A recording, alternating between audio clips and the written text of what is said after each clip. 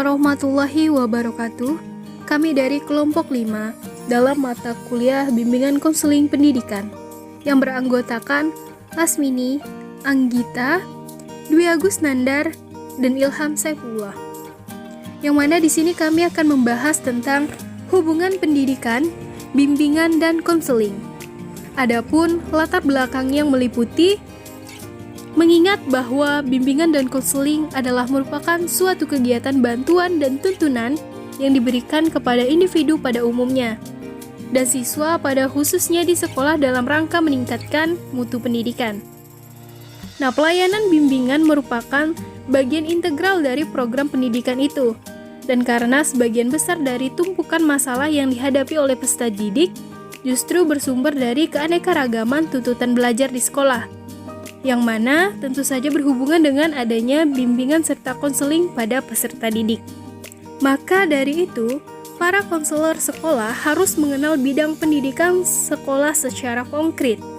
Nah, dari latar belakang masalah yang telah kami uraikan, dapat diketahui bahwa hubungan pendidikan, bimbingan, dan konseling dalam pendidikan yang akan dipaparkan dalam subbahasan yaitu hubungan pendidikan, bimbingan dan konseling serta peranan dan posisi bimbingan konseling di ranah pendidikan. A. Hubungan bimbingan dan konseling dengan pendidikan. Hubungan bimbingan dan konseling dengan pendidikan di sekolah. Bimbingan dan konseling merupakan salah satu komponen dalam keseluruhan sistem pendidikan khususnya di sekolah. Guru sebagai salah satu pendukung unsur pelaksana pendidik yang mempunyai tanggung jawab sebagai pendukung pelaksana layanan bimbingan di pendidikan di sekolah, dituntut untuk memiliki wawasan yang memadai terhadap konsep-konsep dasar bimbingan dan konseling di sekolah. Bimbingan konseling sendiri adalah salah satu unsur yang sangat penting, yang mana ia merupakan salah satu unsur yang harus tersedia di dalam sebuah lembaga pendidikan, yaitu sekolah. Dalam kenyataannya, memang bimbingan konseling yang diharapkan diimplikasikan dengan baik di sekolah-sekolah tidak berjalan seperti yang diharapkan. Tanggung jawab sekolah ialah membantu para siswa, baik sebagai pribadi maupun sebagai calon anggota masyarakat, dengan mendidik dan menyiapkan siswa agar berhasil menyesuaikan diri di masyarakat, berkompetensi, mandiri, dan mampu menyelesaikan berbagai masalah yang dihadapinya. Baik, saya akan melanjutkan materi dari teman saya tadi, lanjutannya, yaitu peranan dan posisi bimbingan dan konseling di ranah pendidikan. Bimbingan konseling berada dalam posisi kunci dalam sebuah lembaga pendidikan, yaitu institusi sekolah sebagai pendukung maju atau mundurnya mutu pendidikan. Nah, para pembimbing dan konseling dalam meningkatkan mutu pendidikan seperti yang telah disebutkan sebelumnya, tidak hanya terbatas pada bimbingan yang bersifat akademik, tapi juga sosial, pribadi, intelektual, dan pemberian nilai.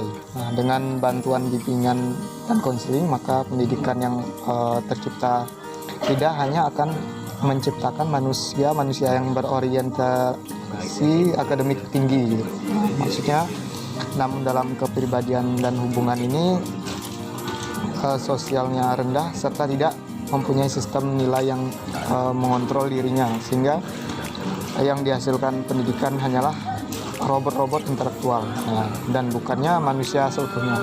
Selanjutnya ada analisis teoritis. Analisis teoritis itu analisis peranan bimbingan dan penyuluhan di sekolah ialah memperlancar usaha-usaha sekolah dalam mencapai tujuan pendidikan. Nah, usaha untuk mencapai tujuan ini sering mengalami hambatan dan terlihat pada anak-anak didik.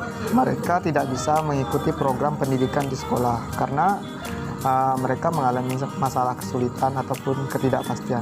Disinilah letak peranan bimbingan dan penyuluhan, yaitu untuk memberikan bantuan untuk mengatasi masalah tersebut, sehingga anak-anak dapat belajar lebih berhasil.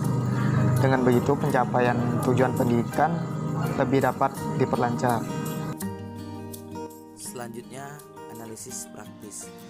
Beberapa kriteria yang menjadi syarat bahwa pendidikan dapat dikatai bermutu adalah pendidikan yang mampu mengintegrasikan 3 bidang kegiatan utama secara efektif, yaitu bidang administratif dan kepemimpinan, bidang instruksional dan kurikulum, dan bidang pembinaan siswa, bimbingan dan konseling.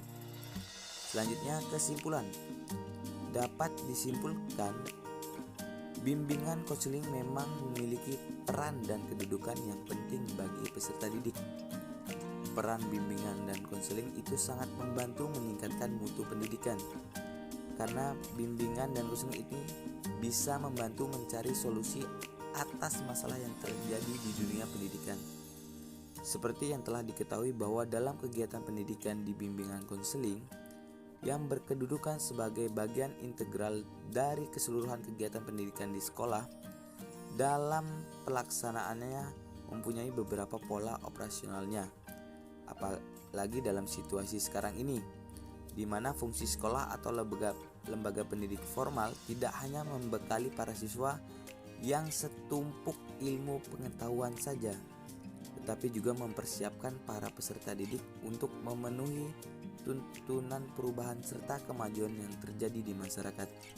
Jadi kedudukan bimbingan konseling dalam pendidikan adalah suatu wadah atau lembaga untuk menampung dan menyelesaikan masalah-masalah peserta didik yang tidak dapat tertampung dan terselesaikan oleh para pendidik. Mungkin sekian dari kami, kelompok 5, kurang dan lebihnya kami mohon maaf.